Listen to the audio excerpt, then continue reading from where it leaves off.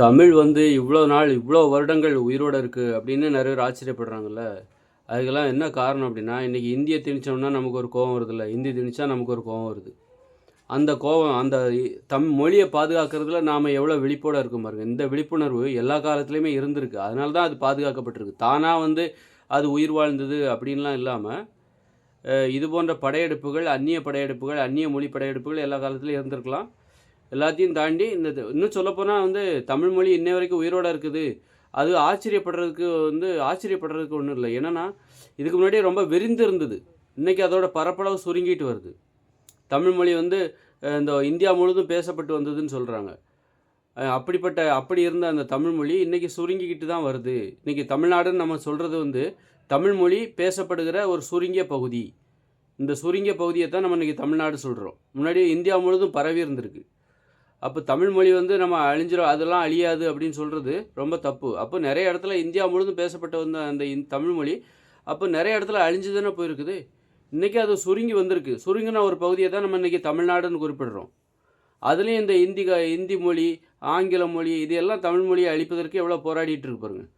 ஒரு 2-3 கிட்டத்தட்ட ஒரு எப்போ பள்ளிக்கூடங்கள் ஆரம்பித்தாங்க, ஒரு 50 வருஷத்துக்கு முன்னாடி தான். அதுக்குள்ளே பார்த்தீங்கன்னா ஆங்கில ஆதிக்கம், இந்தி மொழியோட ஆதிக்கம், பிற மொழியோட ஆதிக்கம், இன்றைக்கி பேசுகிற பேச்சில் ஏகப்பட்ட பிறமொழி சொற்கள் கலந்துடுச்சு. நம்ம தமிழில் எழுத படிக்க தெரியாமலே இங்கே தமிழ்நாட்டில் உள்ளவங்க இருக்காங்க. அப்படி பாருங்கள் எவ்வளோ மொழி அழியுது பாருங்கள். அதனால் வந்து தமிழ் மொழியை நாமளாக காப்பாற்றினா தான் உண்டு, அதுவாலாம் இருக்காது.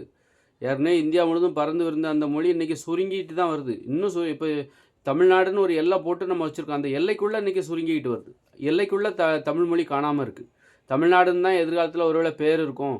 தமிழ் மொழி அங்கே பேசப்படுபவர்கள் மிக குறைவாகத்தான் இருப்பாங்க. பிற மொழி பேசுகிறவர்கள் அதிகமாக இருப்பாங்க. இந்திக்காரங்க இங்கே மலமலன்னு வந்து படையெடுப்பாங்க. இந்திக்காரங்க படையெடுத்தால் அவங்க கண்டிப்பாக அவங்களுக்கு ஹிந்தி எழுத படிக்க தெரியாது. அப்போ தமிழே அவங்க கற்றுக்க மாட்டாங்க. தமிழும் கற்றுக்க மாட்டாங்க. ஹிந்தி தான் அவங்க பேசுவாங்க. அவங்க ரொம்ப திமிர் பிடிச்சவங்களாக தான் இருப்பாங்க. அவங்களுடைய இதிலே நம்ம தெரியுது. ஏன்னா ரொம்ப உழைக்கிற ஆட்கள். நாம் அவங்கள போல் கடினமாக உழைக்க மாட்டோம். ஏன்னா அவங்களாம் குளிர் பிரதேசத்துலேருந்து வராங்க. அவங்க வந்து குளிர் பிரதேசம், அங்கெல்லாம் கடினமாக உழைச்சா தான் உண்டு. அப்போ அப்படி ஒரு கடின உழைப்போடு இங்கே வரும்போது, கடின உழைப்பாளிகள் எப்போவுமே திமிராக தான் இருப்பாங்க. ரொம்ப திமிர் பிடிச்சவங்களாக தான் இருப்பாங்க. தன்னை உயர்வாக தான் நினைப்பாங்க. தமிழர்களை கண்டிப்பாக தாழ்வாக தான் நினைப்பாங்க. பத்தாக்குறைக்கு அவங்க வந்து வெள்ளை நிறத்தில் வேறு இருக்காங்க. வெள்ளை நிறத்தில் இருக்கிறதுனால வெள்ளையாக இருக்கிறவங்க எல்லாருமே தன்னை உயர்வாக தான் நினைப்பாங்க. ஏழையாக இருந்தாலும் சரி, வெள்ளையாக இருக்கிறவங்க தன்னை உயர்வாக தான் நினைப்பாங்க. கருப்பாக இருக்கிறவங்க பணக்காரராக இருந்தாலும் தன்னை தாழ்வாக தான் நினைப்பாங்க. அது இந்த இயந்திர அறிவியல் உலக ஒரு மூட நம்பிக்கை தான் அது. மூட நம்பிக்கை தான் நிறைஞ்சு போய் இந்த உலகத்தில் இருக்குது. அப்படி இருக்கும்போது இந்திக்காரங்க தமிழ் மொழியை கற்றுக்கவே மாட்டாங்க.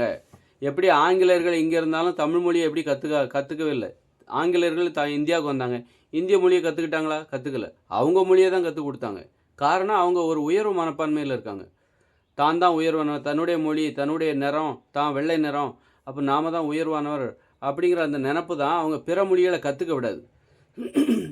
பிற மொழிகளை கற்றுக்க மாட்டாங்க.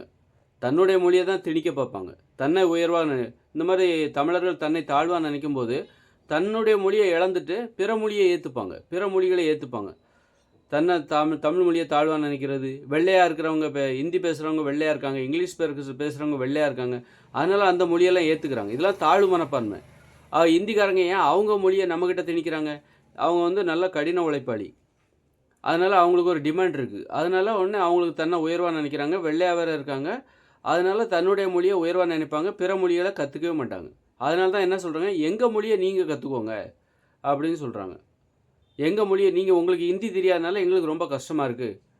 நாங்கள் வந்து கஷ்டப்பட்டு உழைக்கக்கூடிய ஆள். தமிழ்நாட்டோட வளர்ச்சிக்கு நாங்கள் உழைக்கிறதுக்கு தயாராக இருக்கோம். இதில் என்ன பிரச்சனைன்னா, நீங்கள் ஹிந்தி கற்றுக்காமல் இருக்கிறது, தமிழர்களாகிய நீங்கள் ஹிந்தி கற்றுக்காமல் இருக்கிறது தமிழ்நாட்டுக்கு உழைக்க வந்த எங்களுக்கு வந்து சிரமமாக இருக்குது. நீங்கள் ஹிந்தி கற்றுக்கிட்டிங்கன்னா நான் இன்னும் சிறப்பாக உழைப்போம். இந்த தமிழ்நாட்டை இன்னும் நாங்கள் முன்னேற்றுவோம் அப்படின்னு சொல்லிகிட்டு இருக்காங்க. அதுதான் அவங்களுடைய வாதம். அதனால் வந்து அவங்க மொழியை தான் தமிழை கற்றுக்கவே மாட்டாங்க. எத்தனை கோடி வட இந்தியர்கள் தமிழ்நாட்டுக்கு வந்தாலும் தமிழை கற்றுக்கவே மாட்டாங்க. ஏன்னா அவங்க தமிழ் மொழியை உயர்வாக நினைக்கல, அவங்க மொழியை தான் உயர்வாக நினைக்கிறாங்க. காரணம், அவங்க கடின உழைப்பாளிகள், தன்னம்பிக்கை மிகுந்தவர்களாக இருக்கிறார்கள். தமிழரோடு ஒப்பிடும்போது வெள்ளையாக வேறு இருக்காங்க. இதெல்லாம் பார்க்கும்போது அதனால் தன்னை உயர்வாக நினைக்கிறதுனால நாமளும் எதுக்கு இந்தியை கொடுங்க நான் கற்றுக்குறோன்னு சொல்கிற காரணம், ஒன்று நீ தாழ்வான்னு நினைக்கிற, அவன் வெள்ளையாக இருக்கிறனால பல்ல காட்டுற, அதான் காரணம்.